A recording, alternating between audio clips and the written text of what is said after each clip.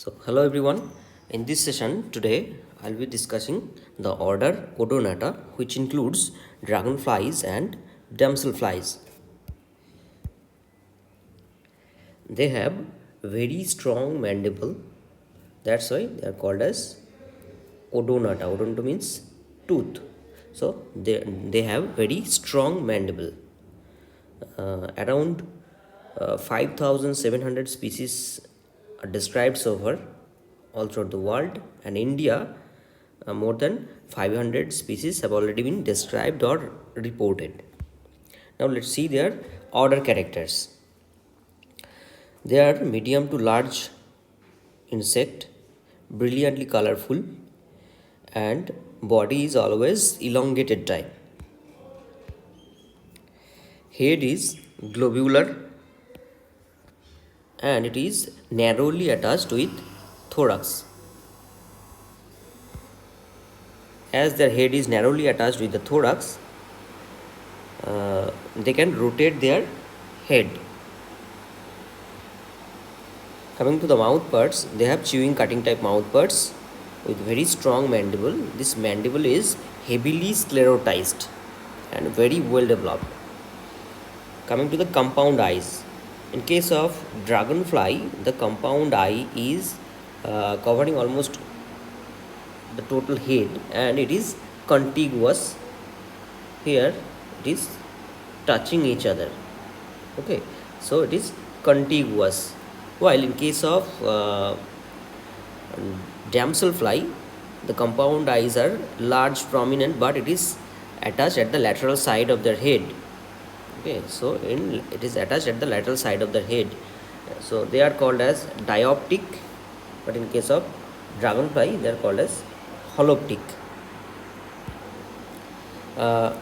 In both dragonfly and damselfly, they have three ocelli. Okay, here ocelli 3 number, very prominent.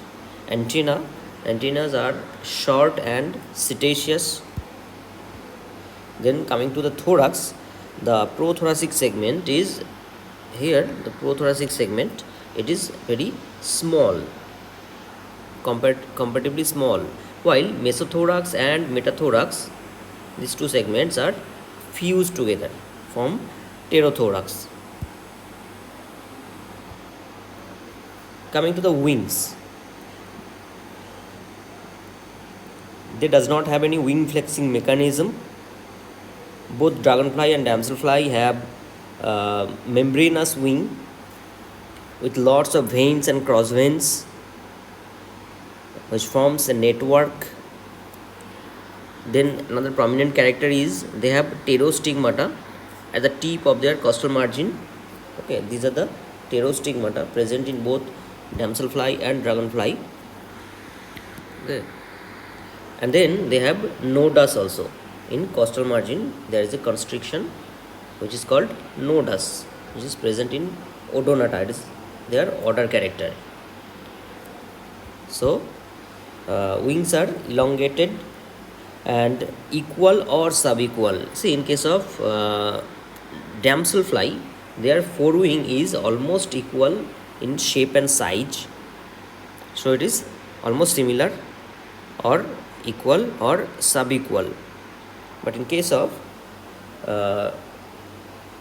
dragonfly, the forewing and hindwing is not looking same. The anal, look at the anal area, it is different.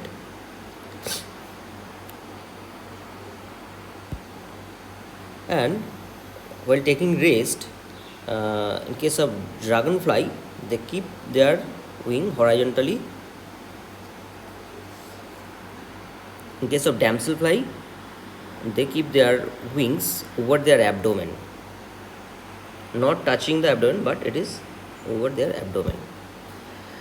Coming to the legs, legs are with some spines and they are suitable for perching and holding the prey. So look at the tibia and femur also, they are with some spines. Coming to the abdomen is elongated long, slender, with 10 visible abdominal segment starting from here. So first, second, third, fourth, fifth, sixth, seventh, eighth, ninth, and 10th segment. So 10 segmented elongated abdomen is there, cerci is there, unsegmented cerci. The uniqueness of this order is, in case of male, their accessory genital organ or genitalia is in second and third abdominal segment, which is a unique character of this order. So somewhere here they have this one is their male genital organ.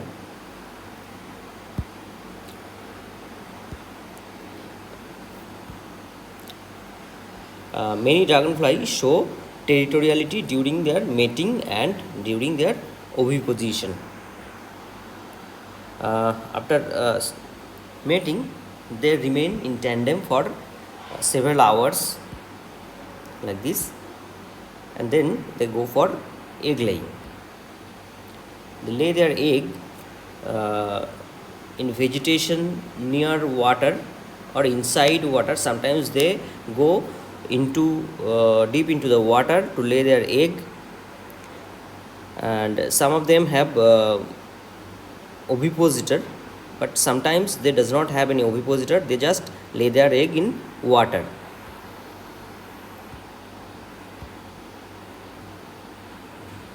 As they are laying their egg in water, definitely their young stages are aquatic in nature, which are called as naiads. Now, if we look at the naiads, the Odonata naiads are a bit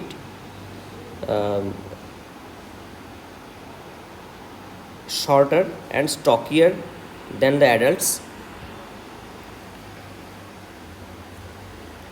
In case of their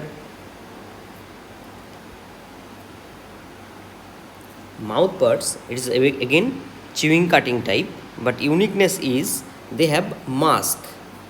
This mask is actually the modified labium, which is a prehensile organ. Okay, this is their modified labium.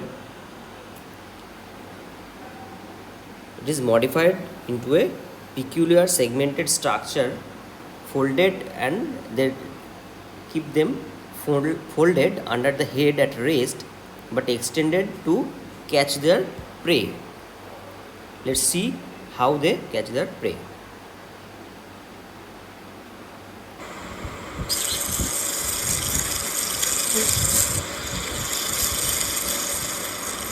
Dragonflies have two lives.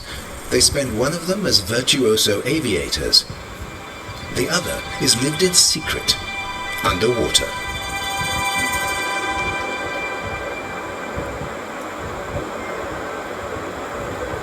The dragonfly eggs have turned into larvae. Their body plan seems strange, even extraterrestrial.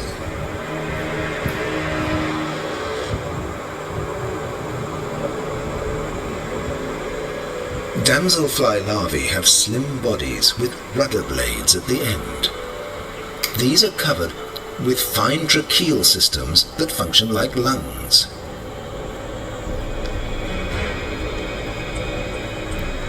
Damselfly and dragonfly larvae can live in water for many months, even years.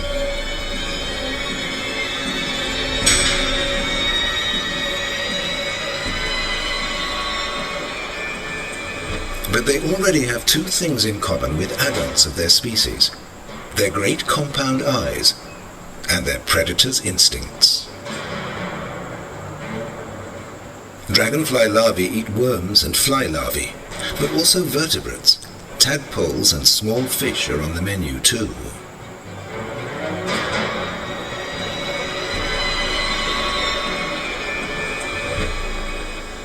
Their potential prey may be many times their size.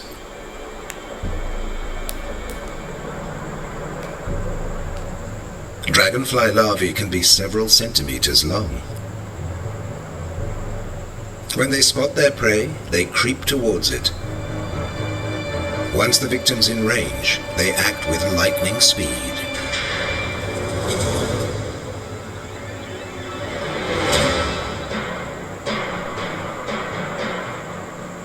They have an extension to their lower jaw that can shoot forward in 20 milliseconds, grabbing their quarry and dragging it into their mandibles.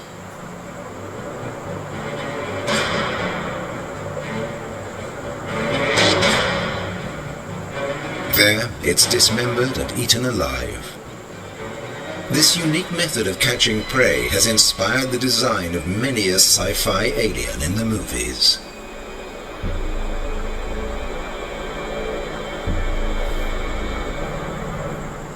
It may seem brutal, but it's no different from the way a lion or a hyena kills its victims and tears them apart.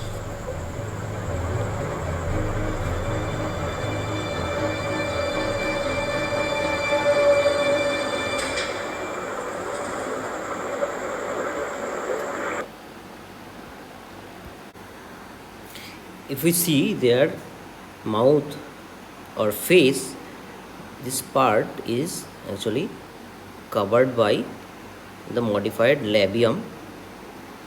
Okay, just like the mask we are using nowadays, which we are using to cover a part of our mouth, okay, which is called as mask. So as this mouth part is modified, this is called as mask. Coming to the legs, legs are normally positioned on the thorax. They are well developed, quite long, but in leg there is no spine, but they are quite long and well developed.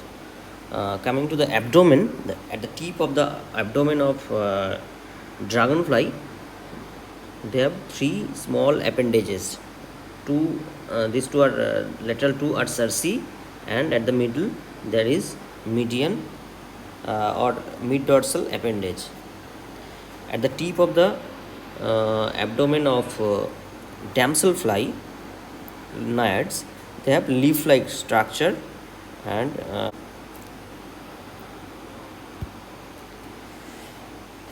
both are have the closed tracheal system. In case of damselfly naiad, their respiration or gaseous exchange takes place through these leaf-like structures or caudal gill, and in case of dragonfly, they have rectal gill. Rectum is the last part of the digestive system, and the rectum is with some gills. These are some gills, and they are supplied with some trachea. So they take water through anus, and then inside the abdomen the gaseous exchange takes place, and then they release that water through anus again. So the muscle system which monitor, or the muscle system used to ventilate these rectal gills, that same system, same muscles are used to take a huge amount of water suddenly.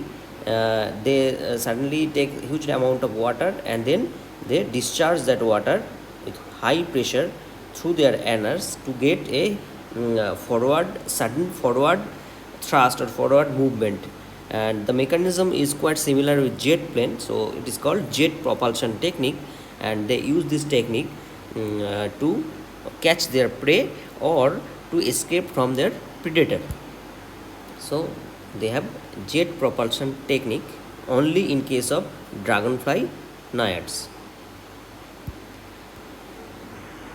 They are aquatic and feed on various small aquatic organisms, even tadpole and fish, and they are also food of some other aquatic organisms, aquatic invertebrates, and other larger dragonfly naiads. But so cannibalism takes place, but intra-specific cannibalism is very rare.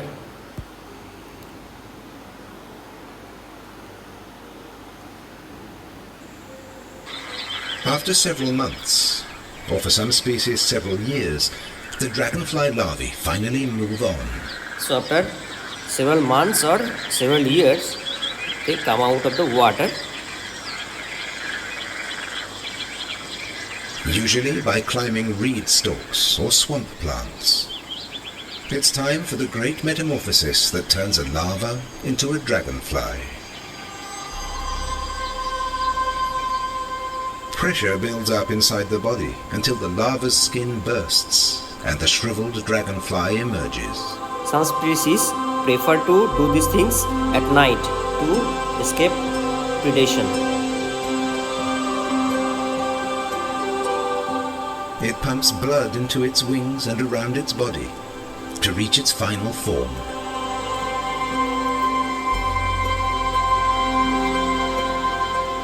This process can take an hour or more. When its chitin carapace has hardened, it begins to shiver itself warm before taking its maiden flight.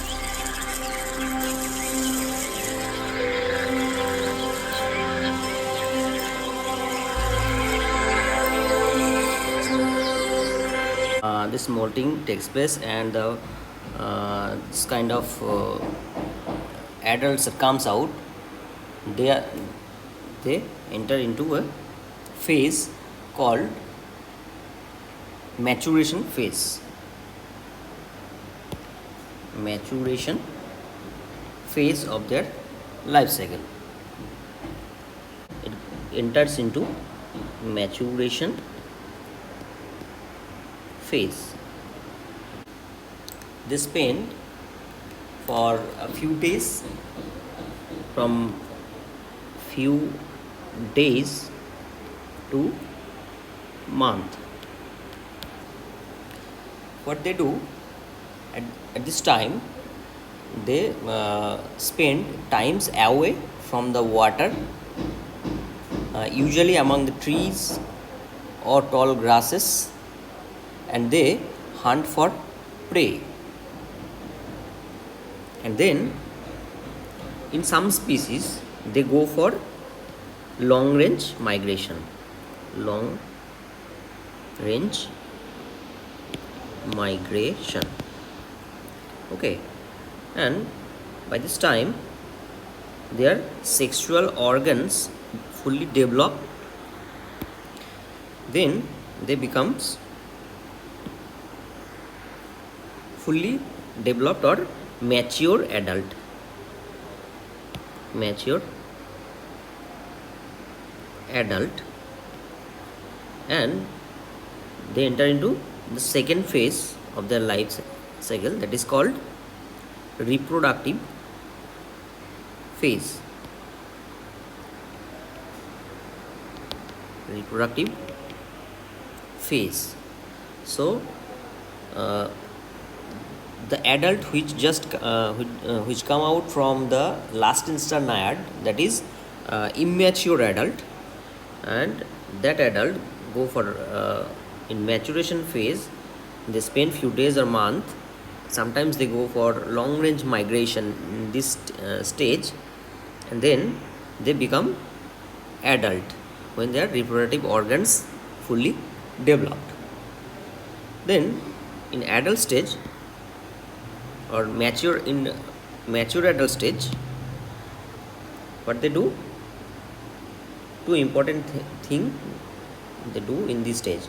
First thing is mating, and then oviposition for female. Oviposition. Okay. These mature adults are again is of two types.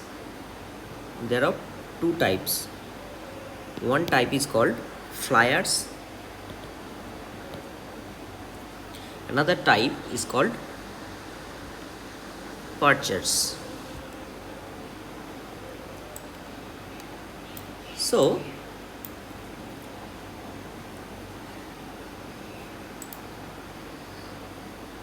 the perchers, they spend most of their time perched and make only short flight. they go for very short flight. Okay, but in case of flyers, they are very active and they fly continuously. Okay, so the flyers, they fly continuously. Okay, in case of perches, they set themselves on a stick and they have some short fly. Okay, but in case of flyers, they usually fly for long time. So there they go for continuous flying. So this the dragonflies, they are very active flyers and they are aerial predators, and occasionally they aggregate in large number where the prey is concentrated. But in case of Zygoptera or damselfly, they catch stationary prey. Then the next thing is the males. The males of some species show territoriality.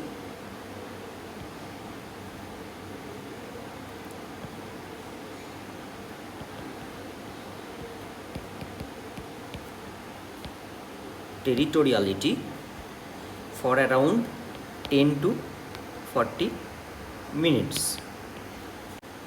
So some flyers are territorial for several short periods of 10 or 14 minutes of the periods throughout the day, between which the leave area allow the other males to occupy the space. মানে একটা সময়ের জন্য ওরা territorial হচ্ছে, পরে আবার চলে যাচ্ছে অন্য জায়গায়, অন্য কোনো মেল এসে সেই জায়গাটা দখল করে নিচ্ছে। So when they are territorial,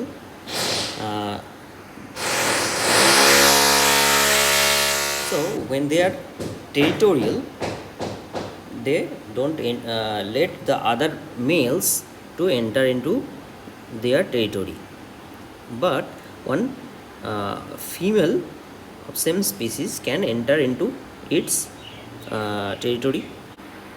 So when a male shows territoriality, it lets the other female of same species to enter into its territory, and then it will try to mate with her. So at first they form tandem position, then go for wheel position. They are mating.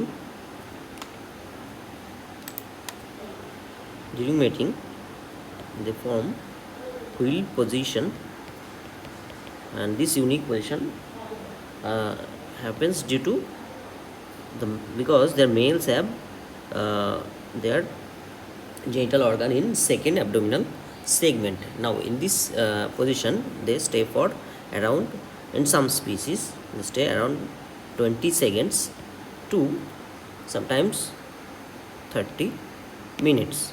So the time varies depending on the species. Now when a species spend more time, they do two things during mating. First thing is, the male will remove 40 to 100% of the sperm of previous mating. Okay, so it will remove the sperm of previous mating, and sometimes they do another thing which is called as sperm packing. Okay, so what is sperm packing? Here, sperm of earlier mating, so sperm of earlier mating, this thing will be pushed more deep into the spermatheca. Okay, and the next thing or another thing they do is its own sperm adjusted at the opening of spermatheca. So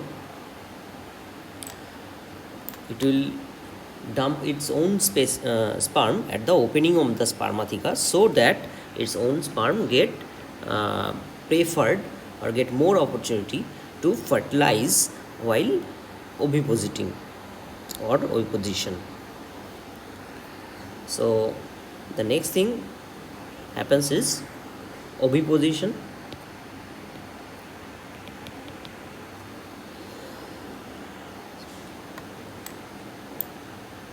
So after mating, in case of territorial species, they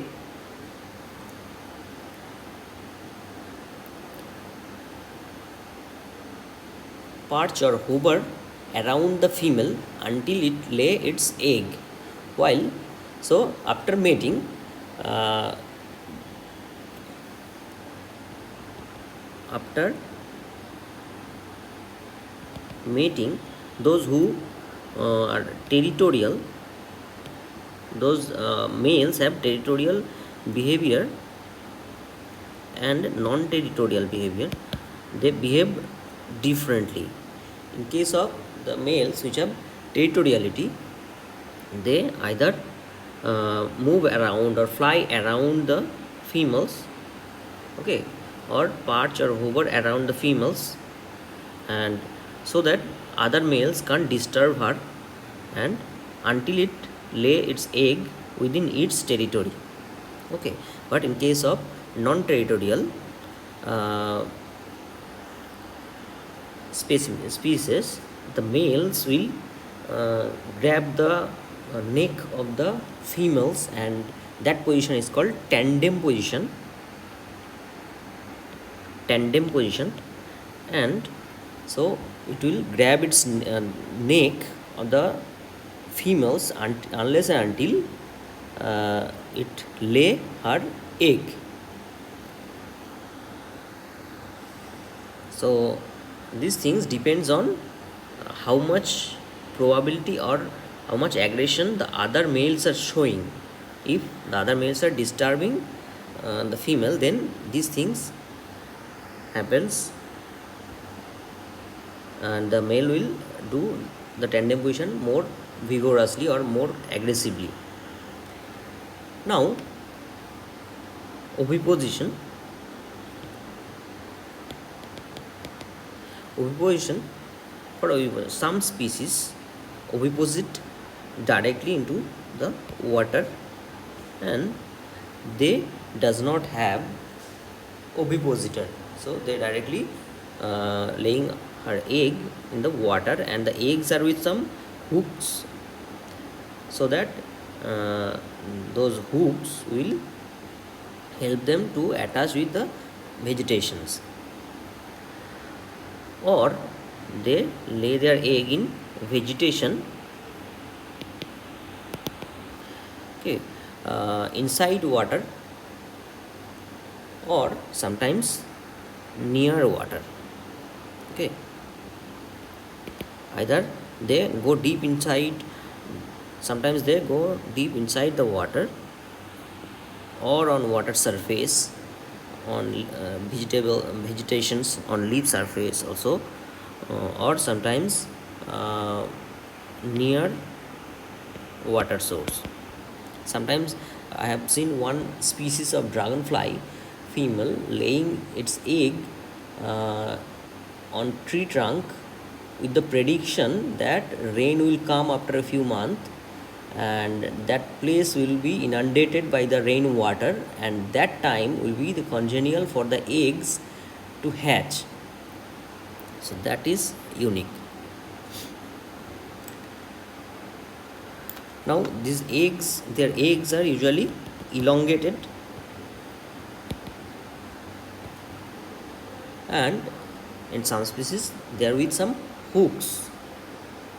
Sometimes they lay their egg in moving water also. Now these eggs will hatch within 5 to 40 days. Sometimes they go for diapause or overwintering in egg stage, and then they hatch into larva. The first larva is called prolarva. In this stage they stay for few minutes, and soon after they reach, its sole purpose is to reach to water, suitable water. Sooner it get into water, it will molt, and it will go for, it will modify it into second instar larva. So second instar and the older one,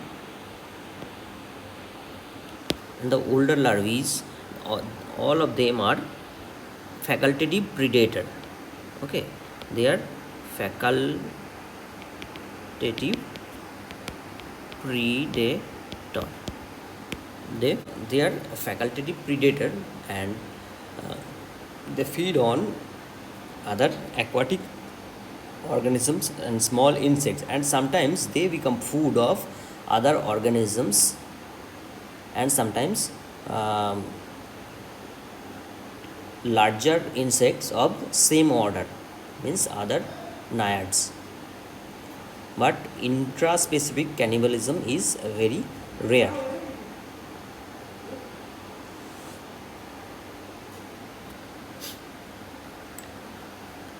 If we see their life cycle, in case of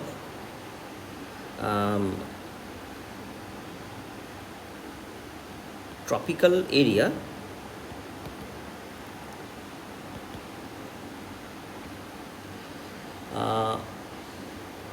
they completes 1 to several generation per year. 1 to several generation per year. But in case of temperate region, univoltine species are found. Again, univoltine means one generation per year.